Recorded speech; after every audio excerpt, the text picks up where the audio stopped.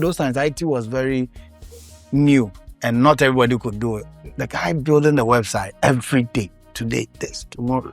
And I learned that in a business that you are not there, and you can take charge of it. But the question a lot of business owners have not asked themselves, what value am I giving apart from washing the car? He thought of it and said, there's another part of the car that people may not even be looking at, which is the engine. And therefore decided to add more value to what they are actually doing. So value addition is what separates businesses. So your passion in making sure that the customer's problem was solved started a whole new line of business. Sure. It says the Jews they define customer service as serving God's children. That means that if you serve God's children well, it's like if I serve a father's children well, sure, what happens is that what would the father not do for you? Welcome to our podcast. If you're somebody that's hoping to do business or you are somebody that is interested in scaling your business, this podcast is for you because we're going to do a lot of unfiltered things. This podcast is going to give you a real insight into how businesses are transformed, how businesses change. This is Doing Business in Ghana. Welcome to Doing Business in Africa with Ebenezer Safwedu. I'm your host. And I'm sure you've watched our previous episodes. This particular episode, we are talking about a very great person that I've met. Actually, I have been washing my car at this washing bay for a very long time, and I'd never met him. One of these days, after a flood, so let me give the background so that maybe you understand why I'm so enamored about him and the work that he does. He would introduce himself. I always call him Heaven T because he's Adinkra anyways. But I was one particular day, I'd never met him. I washed my car there. And one of those days I went there and it was a day after a flood. And I had passed through in Ghana and parts of Africa, when it rains sometimes, even in the world, when it rains sometimes, it's like as if you are passing through the Noah's Ark, passing through the waters. So I'd passed through some mud water and I just felt that I needed a very good cleaning of my engine. So I parked by his place and then I realized that day they were not allowing any car to be washed there. And I was told that because of the floods, they were doing special exercises. I don't know whether they work with NADMO, but they were doing a special exercise. And we'll show you some of the special exercises that they did. So it caught my attention and he approached me and said, what's happening? Because they were not giving access for any car to park in to even wash. And I said, I just feel that I am very particular about where I wash my car. But this one, I said, an engine works. So I believe that they are the people that can do it. Then he said, come. He gave me a spot where he had parked this car and said he asked them to clean it. Immediately I knew that this was the owner of the place. This is not customer service that you usually get. So I got closer and he started showing me the work that they do, especially after floods. This is car detailing. I think it's more than this car surgery. They actually dismantle the cars after floods and bring it back as new. So I'm sure a lot of people have even thrown their cars away after floods. I don't know whether if you are in Kinshasa or you are in Kampala, you can actually come here. You can probably come here and probably learn from him too. But they dismantle the cars, clean it, put it back in shape. And that is what caught my eye. And I said, no, what you're doing here is too special. I'll give you a shot and probably tell the world what you are doing here. So I have here with me the CEO, owner of Heaven T. And actually, that's so many other things. And we'll be interviewing him on what he's doing and how he's actually started. And I hope that our discussion would bring something to you to also be motivated and encouraged. At the end of the day, it's what you do with the information and the things you learn from here. So welcome, Adinkra. So I want to find out, how did this all start? Your car washing business. You've told me some of the things, but for my viewers' sake, how did this all start? Okay, thank you so much, Mr. In 2006, I started this washing bay thing with my parents, my dad. 2006. 2006. That's 20 years ago. 20 years ago. Yeah, with my dad and my mom. Your mom? School there. Hey. Yes. The mom too does that. Okay. All right. She was operating a chore bar. Okay. A chore bar alongside the washing bays. Yeah, so it was my dad who was actually participating in the washing bays. Yeah. So I was doing that alongside with my dad though. But I was a student. I was in school then. So probably when I close from school, I help out. Especially weekends, I become full-time. I mean, in Africa, that's what you start doing. You are full-timer. Helping your parents. Yeah. So we did that for some years. So after university, I was still working though. You are done with university? Yes. Okay. Which university did you go to? University of Professional Studies. Okay, UPS. Formerly IPS. Institute of Professional Studies. Okay, sir. Yeah, I have ACC in part 2, and I'm done with some part 3 papers as well. All right. So I was in the office environment, let me put it that way. And I wasn't focusing much on the washing bay though. Yeah, so the lockdown, the banks collapsing and yeah. And I think I have some 1 or 2 issues. Actually, I didn't have passion for office work. Yes, I was. You were raised with. Yeah, I wasn't having passion for office work. I was just in an office. I didn't have passion for office work. All my concentration was on the field job, like doing handiworks. Yeah, handiworks, especially the washing bays. Yes. So at a point, I told my dad, no, I want to take over. And my dad is old, so he was going on pension. I'm like, no. If you want to collapse this job, no, I want to take it full time. I was like, no. Since you're an accountant, why don't you concentrate on this and we just forget about this whole time? Like, that's one of the things that you will see in Africa, that African parents would always advise their children that the very thing that actually brought them to that level of success, they are likely to tell their parents not to concentrate on. You go to school. But what's the essence of the school?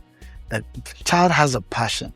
I'm just entreating parents that when you see a passion in your child, allow that passion to grow, to fester, because you may be actually killing a particular desire that perhaps God is God-given.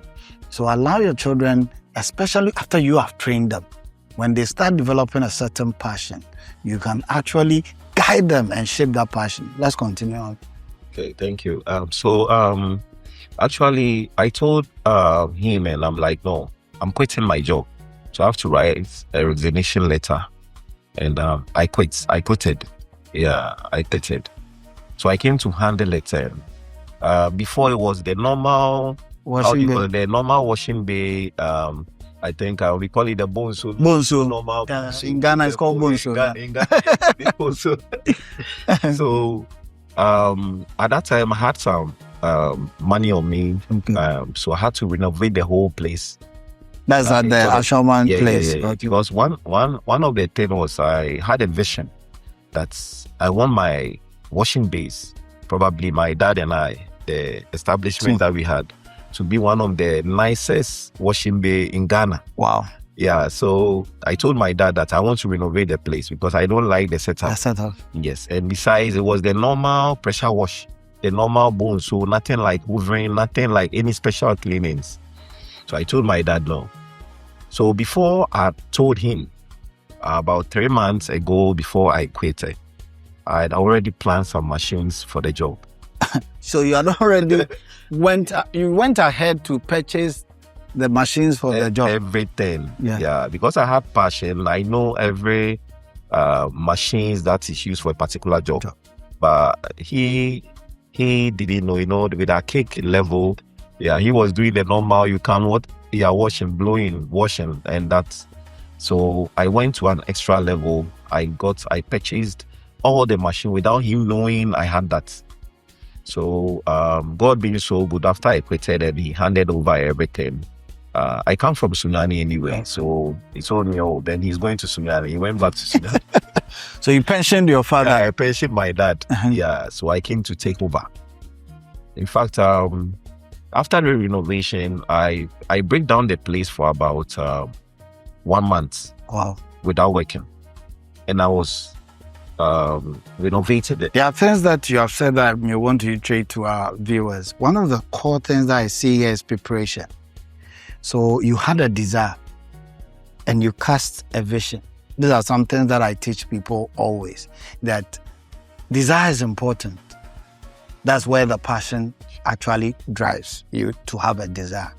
Then you cast a vision, because the desire has to mold that into an imagination, a picture that you have. You wanted your washing bay not to look like your father's or the one that you were doing with your father. You wanted a more modern, tech-savvy washing bay, and that's what you did. And most importantly, just when you cast the vision, you also started preparing. So it was not an ad hoc. I resigned too, so I understand some of these things that you were talking about, that it is not just an ad hoc something that you just wake up and say, okay, I'm going to do washing bay with the route that he took. He said no. So he started preparing and probably saving money to buy the machines. So the day that he had resigned and now come to join his father, it was clear that this guy has something to do. He said for 1 month, do you know what it takes to actually close a shop down 1 month? You will bleed. I mean, I want us to be so real. Yeah, sometimes when people hear these stories, it's like they just want to just wake up and tomorrow start. But the truth is that you can see preparation in the background. For 1 month, the place is closed down. That means that there is something backing that 1 month to make sure that his family survives. His father is also on pension. So those are the things I wanted to retrieve. Okay, so what happened then? Okay. After the 1 month. So the 1 month, what were you doing? Yeah, so before I did that, I think strategically there was a washing bay that was also established within that time frame, just a stone throw from my end. Okay. And Ghanaians, they always like new things. When they open a new washing bay, everybody leaves the old one. Yeah. And he was using a Hoover machine alongside the normal one my dad was using. So in fact, most of our customers were jumping there. Yes, so sometimes when I come to help out on weekends, I realize my dad was doing just the normal washing bone so way, which wasn't helping. And other people were going, because some people would like to pick dust, using machine to pick dust from their cars before it's being washed, which we didn't have that machine. Yeah.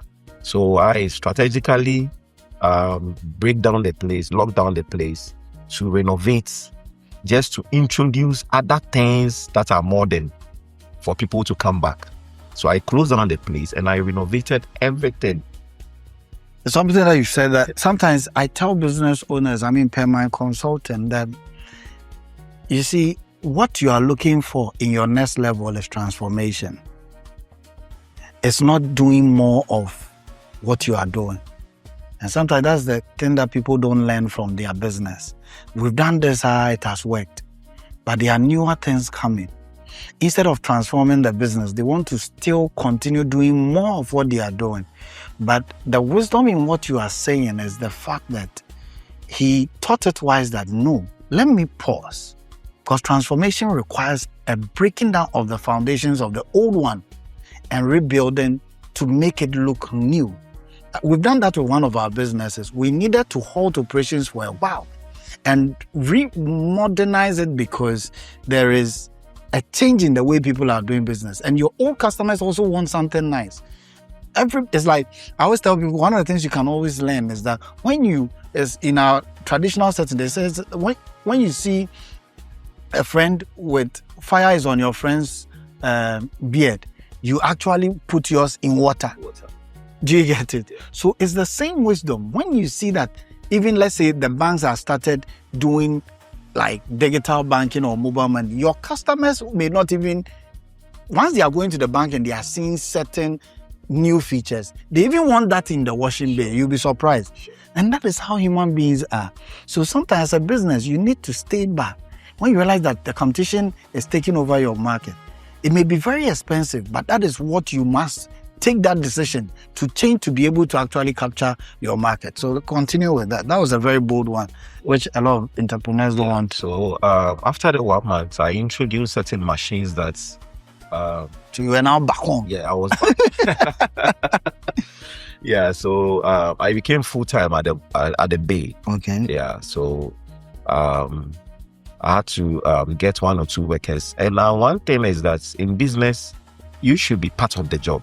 Yeah. Yes, and because I had passion and I've been doing that for years alongside when I was in the office. So I had experience and I know what I do. At a point, we started, and I think my worker base was like about 4 people. Together with me were like 5, Wow. which wasn't enough because there was pressure and all that. But because I do more than what they do, I'm the one who trains them. Mm-hmm. And I was with them even though I was in the office. Most of them, when I came to take over, they were still the same worker base that I was working with. Yes. So I started taking over. I think for the past, the washing bay has been in existence for 20 years. But I took over, let's say, for about 15 years now. Wow. Yes. Powerful. So he is talking about business owners actually being part of the business, especially in the beginning. You cannot start a business. I learned that way back some 15 years, or no, I think 16 years ago, right after uni. I had this business, or 19 years ago, I think. I forgot. But I had this business that I was starting. A friend brought a very nice idea. At that time, internet was not what it was today. And the person was talking about we going online to do some business. And I felt that, Charlie, this is it. This is what it is. And I had those times IT was very new and not everybody could do it. The guy building the website every day, today, this, tomorrow. And I had learned that in a business that you are not there and you can take charge of it, especially in the beginning. It's either you learn it deeper so that tomorrow if somebody says they are leaving, you can actually take over what they are doing there. So you have to learn as a business owner inside your own business. Okay. So I had 5 people. Mm-hmm. Yeah, within that 15 years, what I was trying to do was, since I took over, each and every day, every customer base I get, I make sure I have added value to what they previously were getting. Yes. And some of the added value was I introduced, the normal boom. So we have the body wash, we have the under wash, and we have the engine wash. That's what every normal business washing bay does. But I went extra mile, per me being passionate about the business and per my research and other things that came out. Yes. So I introduced other things that no washing bay, most washing bay will not do. What was it? Yes. So let me talk about my engine wash. Yeah. With my engine wash, I discovered 3 types of engine wash. Wow. Yes. We have the normal engine wash with the pressure gun that people do. Yes. And that one, if care is not taken, if you don't handle the machine properly, you might get your engine damaged. So I discovered what we call the steam. The steam wash is also there. Yeah, using the machine, the steam machine. It comes as vapor to wash your engine. Wow. That one, most people do it now. But even if you don't handle it properly, because when vapor comes out, then settles and becomes water. Yes. So I discovered one called anti-rust engine clean. Wow. For your engine. I think you did one for me. Yes, I did. So that one, I would say I discovered it myself. Okay. And as to how I mix my chemicals, nobody knows.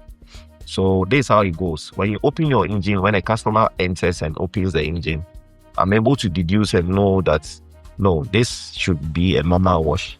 This should go for steam and this should go for anti-rust. So what happens when you are not there? I've trained 1 or 2 people that they know. That's excellent. With the anti-rust, before you can know this level is an anti-rust, should go for anti-rust engine clean. The engine, there will be some oily with dirt on the engine, on the metal part of the engine. You see, it's dirt mixed with oil. That one, steam cannot work. So we have to go there, anti-rust. which makes customers surprised. And they're like, no, they've not seen this before. Wow. And this is what has actually made me excel. All this. So I think one of the things he's talking about is the fact that as a business, I think I've shared it in some of the framework. It's about value creation. Why should I come to you? So he realized that, everybody goes to the Bosio washing bay. In the Bosio is in our local parlance, but the washing bay to actually wash their cars. But the question a lot of business owners have not asked themselves, what value am I giving apart from washing the car? He thought of it and said, there's another part of the car that people may not even be looking at, which is the engine.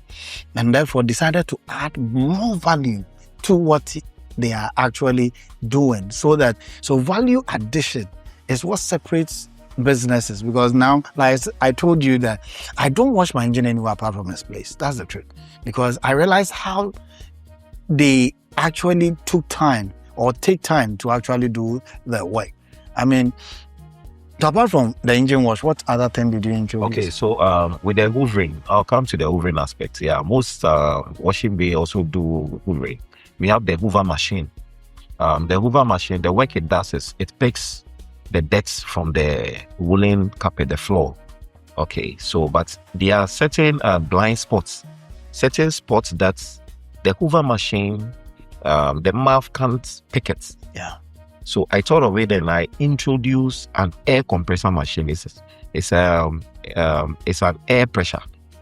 So the particles, you see where the handbrake is, the seats, the canvas, where the hoover machine cannot pick. What I do is I use the air to bring out those particles to where I can, it can centralize and I can pick. Wow.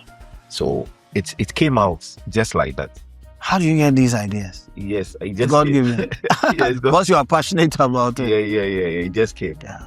Yes. I believe that's one of the things that I actually always emphasize, that when you are passionate about it, because your spirit, your soul, your body, everything is in it. Ideas just come. God just gives you that ideas to be able to do. So one of the things you hear from him is the passion to do what you're doing, because it helps you, because like you love what you're doing. So it helps everything to be connected to make sure that it works for you.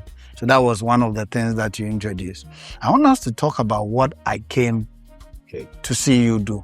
When did that start? I felt that this is not, listening to him from a Eureka point of view, we will say this person is not in the car wash business. And it's one of the things that we teach our entrepreneurs, that sometimes people forget the real business they are in. This man is not doing car wash. This man is actually bringing your car back to life. It's in a transformation of cars, more of that. The car wash is one of it, because the car wash is the immediate thing you will see, because when my car is dirty, what I really want is a brand new car in quote, a car looking as newer as, because anytime you wash your car, especially the interior, it feels as if it's a brand new car. So he's into transformations of car and making your car look sparkling. But with that same thinking, he has gone into something deeper, which I want him to actually go into it for us, with the things that you do after floods. How did it start and why do you do this? Okay. From this year, I think 15 years that I took over, some of the cars, normally, this is not the first time it flooded. And this will not be the last. This will not be. There are some car owners that use air conditions. Okay. So sometimes it's not even about flood. It's about maybe they go on long journeys and there are dust all over and all that. Sometimes with the air conditioned ventilations, which we normally use the steam wash to pass through the air conditioning. But if it's over, that's where I thought of, okay, so how do I dismantle this and that? This is how the whole thing started. Wow. So it was about this same transformation of making the car as brand new as possible. Yes. So you saw that the air conditioners were taking up so much dirt. Sure. And once it's taking up dirt, it prevents the air conditioning from functioning the way, so you don't change parts. you try to restore the car back to its old glory. Okay, so that's how you saw the problem. I saw the problem. Okay. Yeah. So this is how the whole thing started. Some people, when you see the car floor, the woolen carpet on the floor, when there's too much dust or dirt, it goes to hold on the plates. So it's beyond the normal hoovering. Okay. Yeah. So anytime a car is beyond normal hoovering, the hoovering just takes the surface of the woolen carpets, the floor. But when it goes beyond that, that is when detailing comes in. Wow. Yes. So before you can get the floor, unless you dismantle the seats. Okay. And before you can dismantle and get the floor, where the GIS, the car GR, there are some portion you need to dismantle before you can get the floor. So you have to dismantle the whole thing. Yes.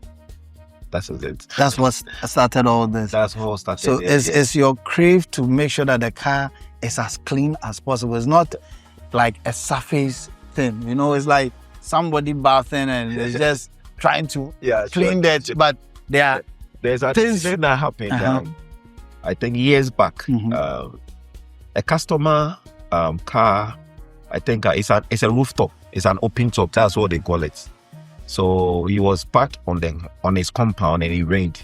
He forgot to close it. Okay. So after rain, the whole water came and the seats and the floor and everything. So it was like he came to mind the first time. Was like, how do I get this water and the dirt and everything from the floor and the scent? I'm like, wow, okay. This thing is going to take days. It's going to take me like 2 or 3 days. During those times, that was my first encounter. That's what brought my mind to proper detailing. Yes, because the normal one was hoovering, we clean, we do this, and that's so first like, okay, yes. So where I do my washing days, probably where I stay. Okay. So I told him to park on my compound. In fact, during that night, I didn't sleep. I go around the car, I open, I check, how do I do this? How do I do that? So with that inspiration, I slept and I'm like, no, I will do this. So that's a determination. There was a determination. I was determined to overcome that challenge. This to the customer satisfaction. Wow. Okay, how do I get this? How do I get that? Okay. What extracts water from anything woolen? And that's what brought about my couch wash. We talk about that. Wow. So your joy in making sure that, because interestingly, you are the one, I didn't want to divulge this, you are the one that washed the couches in the church that I attend. You don't even know about this. Yeah. Like we have all our couches, every time they send, we have to wait till they send it to your place. I mean, that's for, you should catch me later on that. Wow.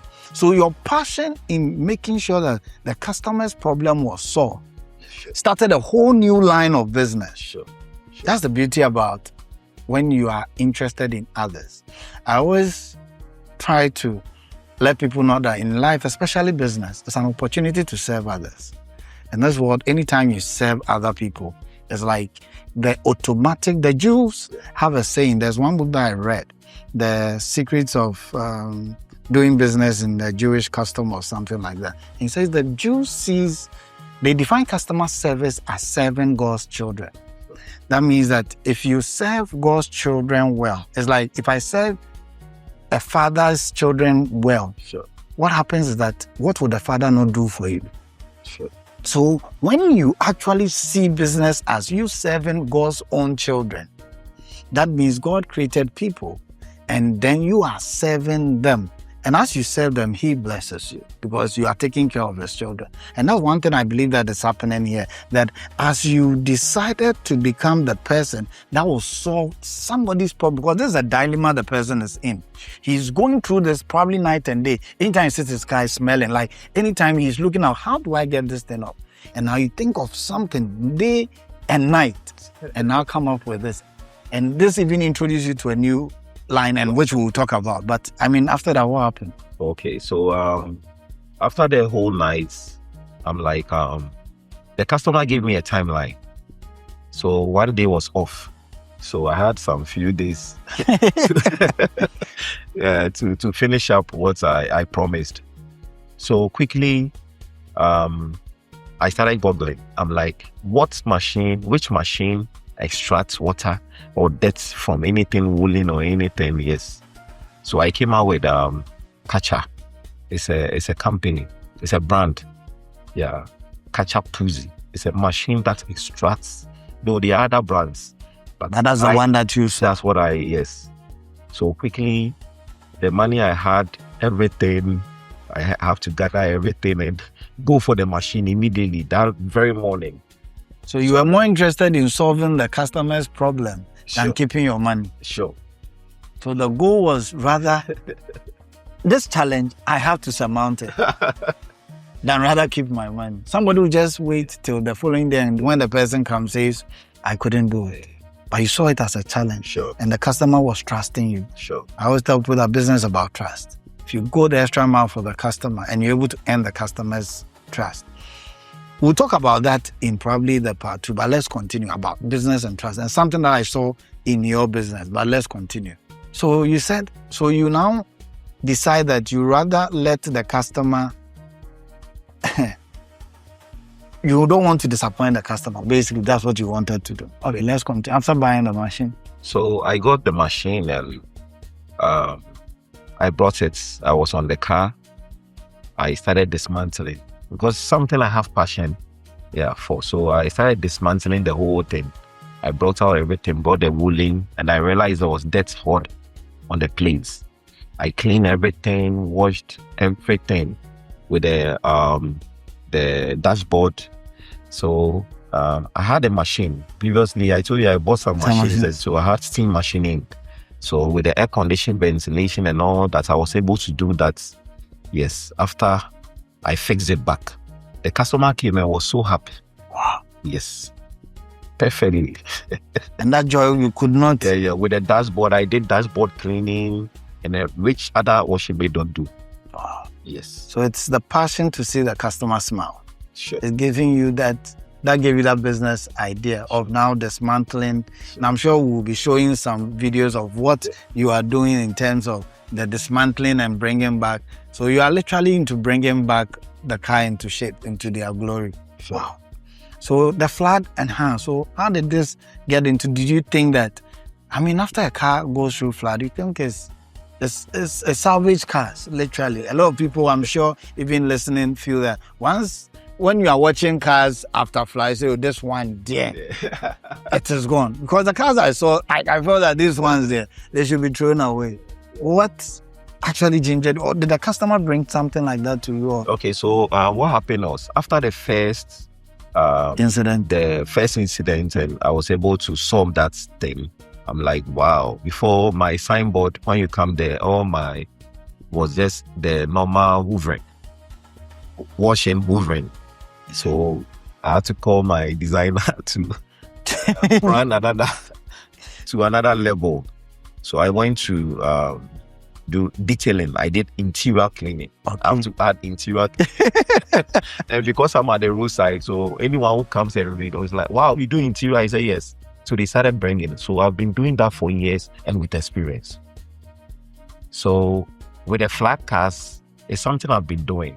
It's just similar to what I did, just that this one is very muddy, but it's the same thing I do. Okay. So I still dismantle the whole thing, bring out the seats, wash them. Every blind spot in the car, I do it. And it's very detailed. Very detailed. Very, very. Because you're telling me that you have to take take records. It's like surgery. It's like there is a record of every item you are picking out of the car. Because when the person comes back, they can tell you that the nuts. Yes, something is missing. Sure. So you take record of everything that you are dismantling. How do the car owners feel when they come back? Well, they feel okay, and most of them knows my work, so they are confident. They trust the job, and they know what we can produce. So when they come confidently and with trust, they just leave the car and they come happy. Wow. Yes. So what I'm trying to say is that when I leave my car with you and it's a flat car, but the thing is, anything, the person may have even given up. Yeah. How do they feel when they come back in their car?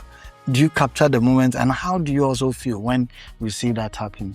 Well, I feel okay. I always want to see my customer happy with what you have. Yeah, though in some cases we have challenges. Sometimes you might finish a car and the car will not even start at all. So I feel very bad, but I always do follow up. So the car is in good condition. And that's one thing the customers like about me. I always do follow up. Probably sometimes I recommend them to good auto electricians and to fix it. Wow. Yes. So not only do you do the detailing, but you also do after sales service. Your pre, your during and after. This is not something that business school will teach you, but he's doing it practically. I want us to delve, now that we've seen what you are doing. You were telling me that you've helped other people set up the car washing business. Sure. What are the core things you would say a person should think about when they want to set up a car washing business or a car detailing business? Oh, okay. I always say there's definition to a car washing bay, or it's the land, the machines, that's the equipment, and the workers. That's the land, equipment, workers. The workers. So land, that's location. Yes. Equipment, that's what you are using, the tools, and then the people. And the people. Right. Okay, so when I say land, it's a very lucrative business, but in Ghana, yeah, people don't value. Tell us. yeah, in Ghana, people don't Maybe value. behind the scenes, we'll ask the amounts involved. I worked in an office before, a salary earner, but when I entered into that, though always we looked at it and all that, but there's money in that. Not compared to all right. Some business are not compared to that. Mm-hmm. So it's a business that when you start and you are not the bona fide owner of the land, you should be rest assured that the landowner will come for it and can consider the business. So rule number one, when you're starting a car washing business, make sure you own the land. Because like you're saying, or do what it takes to have maybe a lease or something. Because a long lease. Yes. It's telling you land in Ghana, in Africa. Okay. Yeah. So and also you should have the necessary equipment. Okay. So I always tell the people, because what they know is that normal pressure wash and they start. I tell them no, there's more to it. Right now we are in a technological world with advance. So you need to get this machine be like the hoovering, the steam machine, which is also an expensive machine. It's not every washing bay that has it. Yes, then you should have your air compressor for the air blowing. And sometimes after the sales service, if I'm done and your tire is flattened, I have to make sure I bring it. Wow. Yeah, that's the work of it. Hey! It's on a car doctor. All right. Yeah. Mm-hmm. So the equipment, you need to have all the necessary equipment to make sure. Yeah, for the detailing. I even have a tools box. That's, with the SUV cars, the bolt and nut is different from the normal saloons. And those heavy cars, the V8 and other things. So I have a tools box that basically has everything. That's in there. So sometimes I go manual to bring out the seats. I go electronic. Yes, I have electronic machines. Within few minutes, I should bring the seats out without wasting time. When we have so many cars to deal with. Yes, so you should always be prepared for that. Yes, and we always learn over time.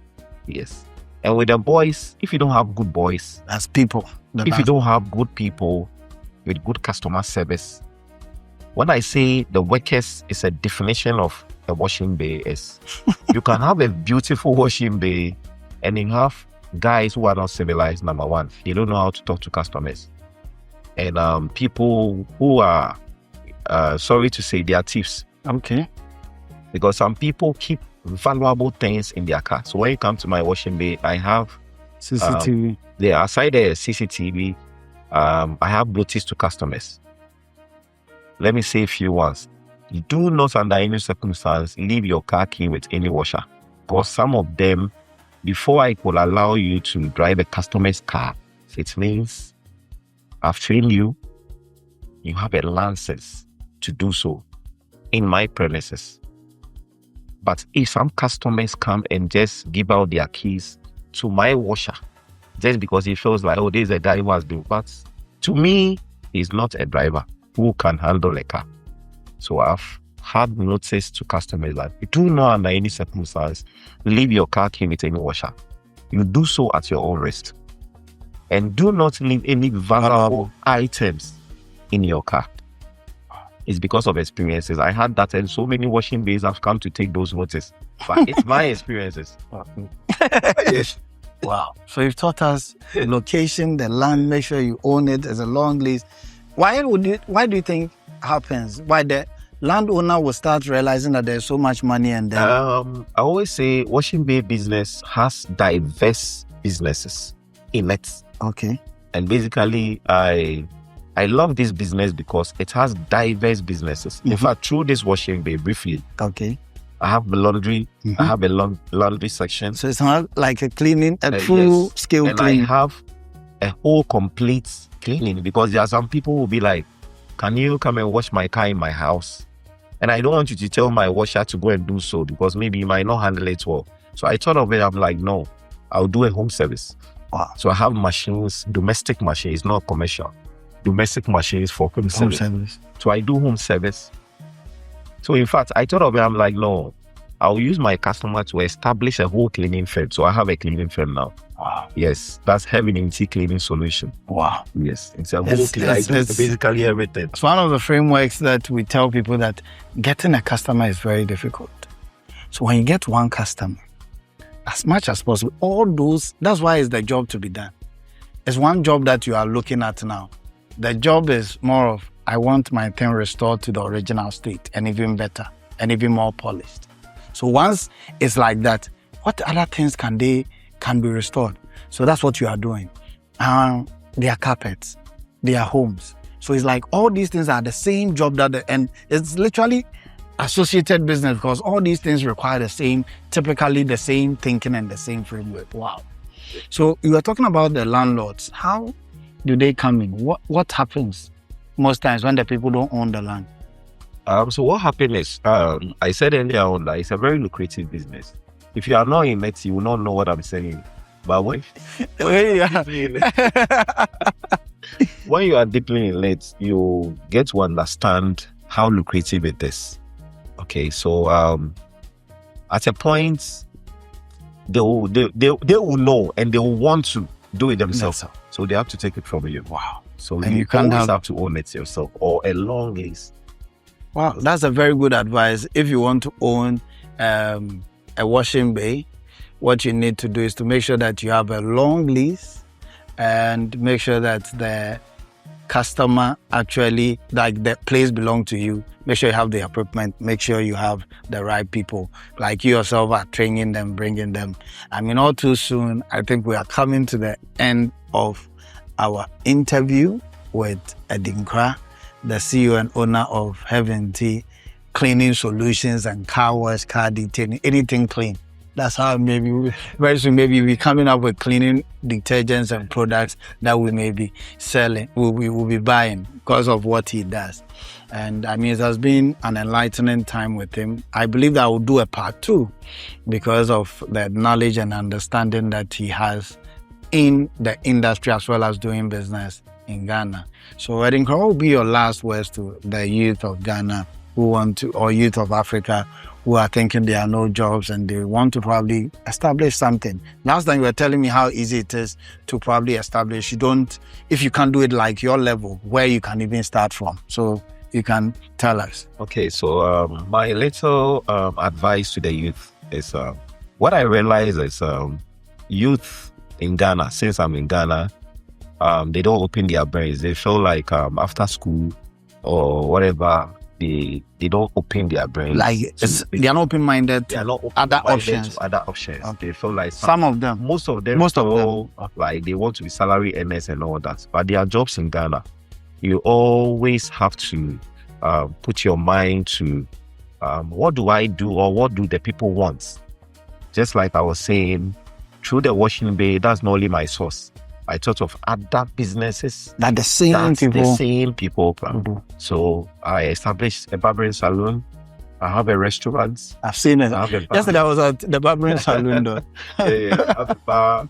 I do laundry and all that thing. So let me tell you one interesting thing that happened yesterday. This is just for Joe. I was at the barbering salon and one man came in there with his car. I think his car was not that expensive. And he says that anytime he's coming to the salon and his car is with him, your staff do not actually ask him to, like, would they want to wash his car? Because every time they have customers. But yesterday there were no customers. And one of them came to him and said, he insulted him and said, no, today you are coming to me. Every time when I come here, there are too many nice cars. You don't look at me. But that's just for a joke. Yeah. All right. So you said, like, so that's just opportunities. So as you just said, we work with people who are, I'll say, they are not too literate. So they are always under training. Yeah. So just the same way you are saying, always the management or my board, whether supervisor, needs to be around to communicate. Yes. So you were talking about the opportunities that back to I believe in you being focused. You need to be focused and also think of being self-employed than always being under someone. Yes, you open your mind broadly, to something. How easy it is, like we're saying, what are the easiest way that people can start something? Last time we were telling that they don't need to set up, they may have to literally just decide, okay, I will set up maybe a shop or I'll go and collect the things and look for somebody who can do it and then just be the commission basis or something like that. You said that's some way you can start. You don't necessarily have to have the full cycle like yours, and then that is something you can cash out. Okay, so there was someone who walked to me and was like, he loved the business, but he doesn't have any knowledge in it. So what people do is that they outsource. They outsource. So in this morning Ghana that we are, it's not necessary you have to have idea about the business, but you can set up something. Like, for example, I have a customer of mine who has an office somewhere. So what's for security reasons, you not say. Yeah. So what they do is that he has branded his car. He has specialized into carpets. Yeah, carpets specialists. So people bring their carpets and he gives me. He outsources the works to me. So he does the collector. Yes. So that's all done with everything. I disinfect, I perfume, I wrap. Then he puts a tag on it and deliver. I mean, that's business. He too has decided that I will not, because the setup cost and this thing, he doesn't have the passion. Maybe his passion is talking to people. So he would rather talk to the people. They give it to him. There's somebody to do. So that's another easier way of always doing business. It's one of the things that we are teaching the youth of today, that you may not be the one to start it. But can you, if you think that you have the people, you have access to sales, maybe all you need to do is to go to the people, talk to them, gather the market. And when you get it, find someone who can do it and then deliver. Because people now are becoming very busy and do home service. So to the youth of Ghana, there are a lot of opportunities. The youth of Africa, let's grab them. And this is Doing Business in Africa with Ebenezer Safwedu. And I'm sure you enjoyed it. Subscribe, like, and share. Tell a friend to tell a friend that now he too can start a washing business. And God bless you. See you the next time. It's me and Adinkra and the whole Doing Business in Africa crew. See you next time. Bye-bye.